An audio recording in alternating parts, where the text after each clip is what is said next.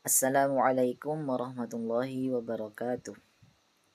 Perkenalkan, nama saya Imron Rosadi, biasa dipanggil Imron. Saya mahasiswa dari UINSA,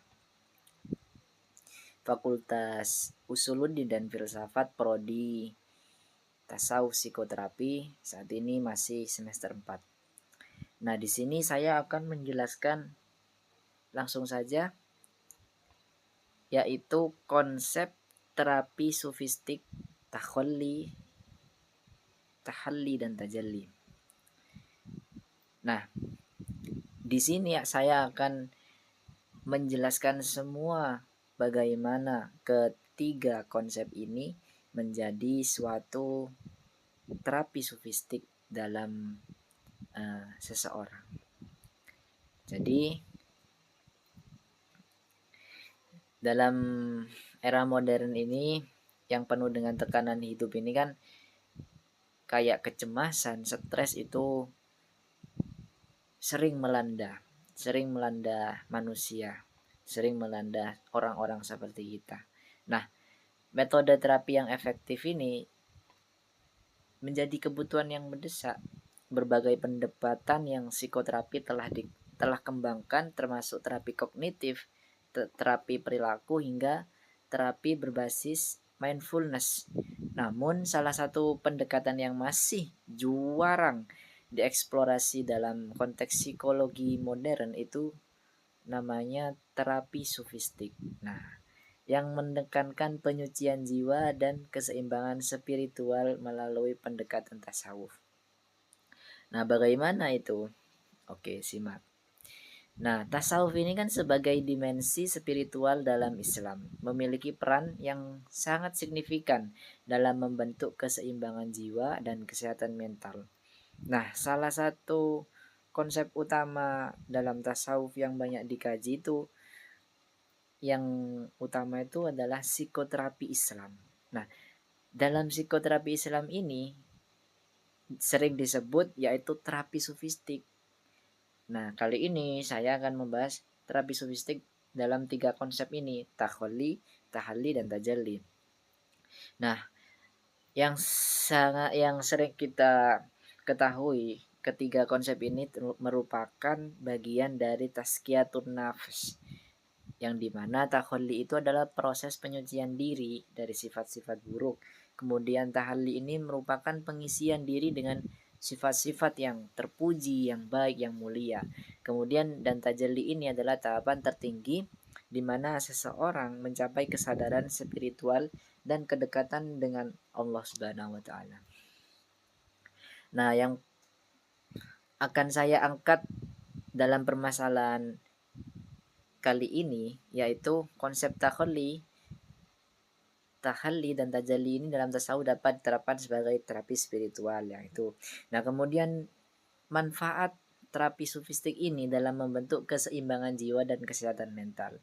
Nah, kemudian yang ketiga, bagaimana efektivitas terapi sufistik ini dalam mengatasi masalah emosional yang seperti stres, kecemasan, dan depresi. Oke, lanjut. Nah, ketiga konsep ini dalam tasawuf itu dapat diterapkan sebagai terapi spiritual. Pengobatan medis di era modern ini dengan segala alat canggih itu yang tersedia itu tidak selalu mampu menyembuhkan penyakit yang diderita oleh seseorang pada zaman era modern ini, terutama yang berkaitan dengan kondisi rohani atau jiwa manusia. Nah, salah satu pendekatan yang dapat membawa kesembuhan ini bagi penyakit rohani itu adalah melalui terapi alternatif yang bersifat spiritual. Nah, terapi ini apa? Terapi sufistik namanya. Nah, perkembangan terapi sufistik ini dalam psikologi pun itu semakin pesat dan dikenal sebagai istilah psikoterapi. Psikoterapi Islam ini adalah sebuah bentuk usaha untuk membantu dalam proses perawatan dan penyembuhan dengan memanfaatkan prinsip-prinsip spiritual yang sesuai dengan ajaran Islam. Jadi pasti terapi sufistik ini tidak akan melenceng dari ajaran Islam ya teman-teman. Jadi tidak sesat teman-teman begitu. Nah, adapun salah satu metode yang digunakan dalam terapi sufistik ini itu dengan metode sufisme namanya. Nah, apa sih metode sufisme itu? Nah, metode sufisme ini pendekatan yang bertujuan itu untuk mencucikan jiwa seseorang dari sifat, perbuatan, dan karakter yang menyimpang dari aturan serta kehendak Tuhan. Nah, praktek ini digunakan para sufi untuk merawat dan menyembuhkan jiwa. Terdapat 3 metode. Yang pertama, takholli. Nah, takholli ini yang sudah saya sebutkan tadi itu pengosongan diri, membersihkan jiwa, mental, moral dari dosa-dosa telah dilakukan melalui taubatun nasuha. Nah, ada 5 teknik teman-teman yang dapat kita lakukan dengan takholli ini. Yang pertama, secara syariat kita harus mencucikan najis dengan mandi besar, mandi taubat, istinja menggunakan air mengalir, kemudian mensucikan kotoran-kotoran dengan mandi. Itu sebuah bentuk terapi teman-teman. Kemudian mensucikan diri dengan melaksanakan sholat taubah. Setelah kita mandi taubah, kita melaksanakan sholat taubah, memohon ampun kepada Allah, berzikir, mensucikan diri dengan mentauhidkan, berzikir hanya kepada Allah. Nah, kemudian yang tahalli ini sebuah bentuk pengisian diri dengan melaksanakan ibadah atau bertauhid kepada Allah. Nah, caranya gimana? Yaitu melalui zikir teman-teman, melalui sholawat dan pembacaan istighosah biasanya yang dilakukan oleh toriko-toriko tertentu. Nah, setelah melalui proses pembersihan, seorang individu ini kemudian mengisi dirinya dengan sifat-sifat terpuji. Setelah dilakukan berzikir, dilakukan sholawatan, fa insyaallah itu teman-teman, di dalam hatinya itu akan timbul yang namanya sifat-sifat terpuji, sehingga tingkah laku seseorang tersebut mencerminkan akhlakul karimah. Nah, begitu teman-teman. Nah, konsep tahalli ini melibatkan pengembangan sikap, akhlak, dan perilaku positif. Misalnya yang sudah dilakukan di penelitian di beberapa artikel jurnal yang sudah saya baca itu di pondok rehabilitasi Tetiah Zikir namanya. Nah, setelah tahap takholli, santri itu dihiasi dengan sikap dan perilaku terpuji melalui bimbingan spiritual yang intensif. Jadi ada gurunya teman-teman. Kemudian tahalli ini mengembangkan kesabaran teman-teman. Nah, tahalli ini berusaha tetap tenang, tabah menghadapi cobaan. Itu termasuk tahalli. Jadi kalau teman-teman mengalami suatu kesulitan, usahakan teman-teman sabar. Innallaha ma'as-sabirin. Kalau sudah bisa sabar, menumbuhkan keikhlasan, ikhlas melalui segala amal perbuatan semata-mata karena Allah, tanpa mengharapkan imbalan duniawi. Nah, kemudian yang ketiga, memperkuat tawakal, menyerahkan segala urusan kepada Allah setelah berusaha maksimal dengan keyakinan bahwa segala sesuatu itu terjadi atas kehendaknya. Nah, kemudian tahap tajalli teman-teman, tahap penyingkapan. Bagaimana tahap ini? Tahap penyingkapan ini suatu tahap yang menambahkan diri setelah menjalani proses takholli dan tahalli.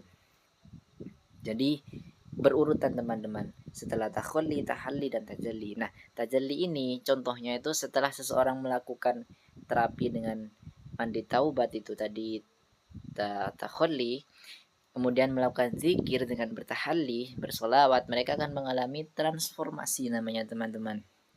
Nah, seseorang ini yang awalnya mengalami gangguan jiwa atau kurang sehat mentalnya ya, setelah menjalani proses ini tuh seseorang itu akan bisa kembali seperti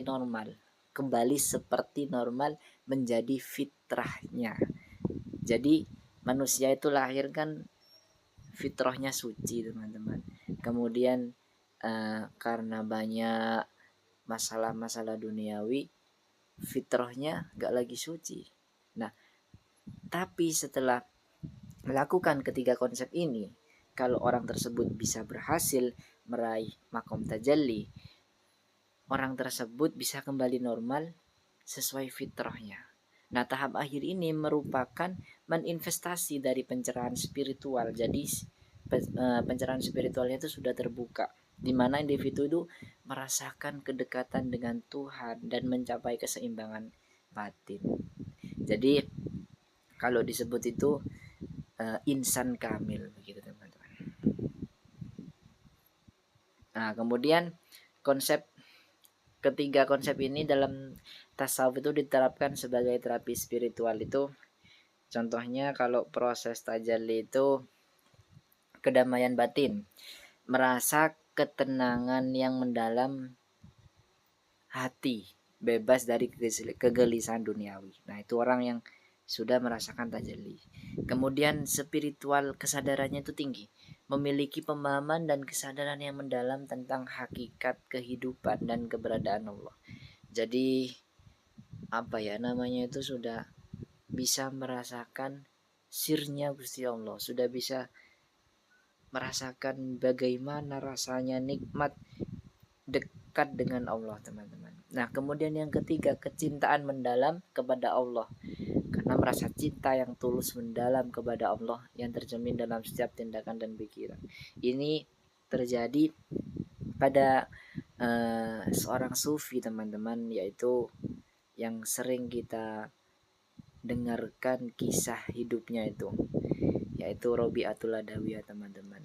Beliau saking cintanya kepada Allah banyak menciptakan syair-syair yang indah, puisi-puisi yang indah yang beliau tujukan kepada Allah Subhanahu wa taala. Begitu teman-teman.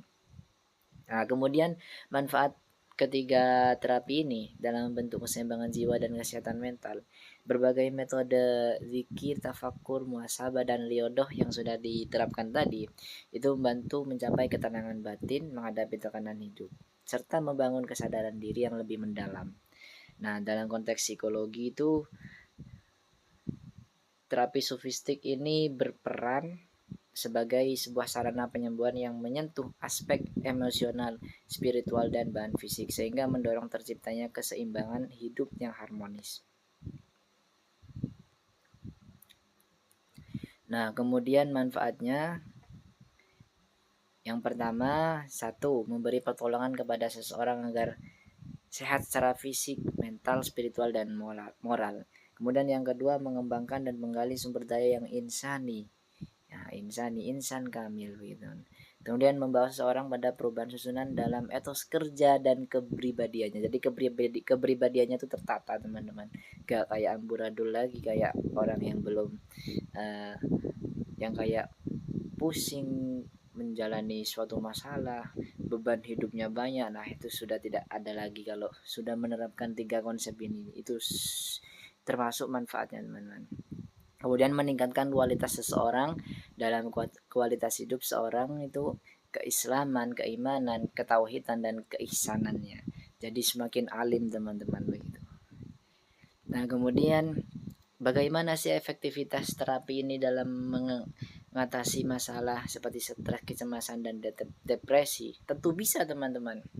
Kalau kita istiqomah menerapkan ketiga tadi itu teman-teman, itu bisa bisa mengatasi ketiga ini, penyakit stres, kecemasan, dan depresi. Bagaimana? Nah, dalam dekade terakhir itu terapi sofistik itu semakin mendapat perhatian sebagai satu alternatif teman-teman dalam dunia psikolog. Nah, terutama dalam mengatasi ketiga ini. Stres. Stres itu kan merupakan reaksi alami yang muncul ketika mengalami tekanan hidup dan tantangan hidup ya. Nah, dalam kehidupan modern yang serba cepat ini banyak individu yang stres teman-teman. Nah, baik itu di tempat kerja, dalam keluarga maupun dalam hubungan sosial. Nah, salah satu cara yang tawan oleh terapi sofistik ini mengalami stres adalah praktik zikir. Orang yang berzikirnya khusyuk mustahil stres teman-teman. Karena apa? Karena pikirannya itu fokus kepada lafaz la ilaha illallah, tiada Tuhan selain Allah. Hatinya berkata Allah Allah, sudah hilang teman-teman stresnya. Begitu teman-teman. Nah, kemudian kecemasannya kan kondisi emosional yang ditandai dengan perasaan khawatir yang berlebihan terhadap sesuatu yang mungkin terjadi di masa depan. Nah, bagaimana mengatasi kecemasan ini? Terapinya itu teman-teman, kita harus melakukan meditasi sofistik. Nah, meditasi sofistik ini dengan cara bisa kita merenungkan bagaimana kekuasaan Allah, bertafakur, husnudon. Nah, terutama husnudon, teman-teman tidak boleh suudon kepada Allah. Kita harus terus berpositif thinking tentang kehidupan kita, takdir yang sudah ditentukan Allah. Kita tidak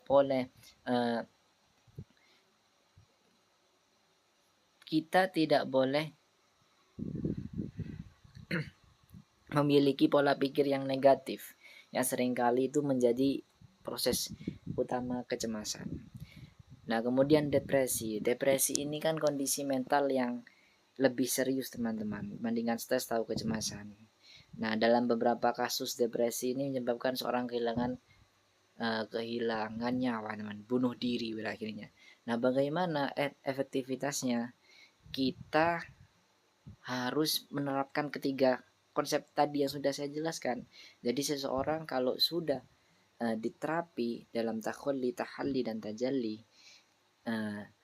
yang takholli meninggalkan sifat-sifat jeleknya, kemudian yang tahalli mengisi dengan sifat-sifat terpuji, kemudian tajalli itu menyingkap, menambah kekhusyuan, itu akan sangat sekali dapat mengurangi yang namanya depresi. Begitu teman-teman. Nah,